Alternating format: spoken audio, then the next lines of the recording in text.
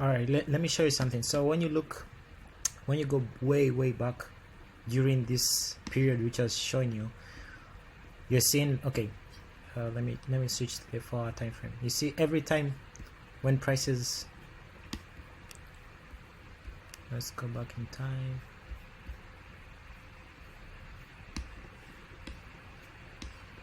So you're seeing around here price was creating that support, then you see price came to the upside, then started melting down, right?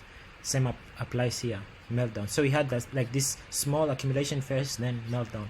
So when you look this in the 1 hour time frame,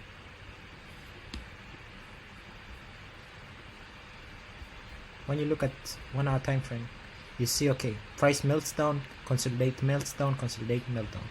You see, same applies here. You see an accumulation phase, then meltdown, accumulation phase, then meltdown, right, until the next liquidity level. So also when it came here, we're seeing accumulation phase, then meltdown. So that's the same pattern which is going to appear again. So that's why I feel like right now where price is, the same thing is going to happen.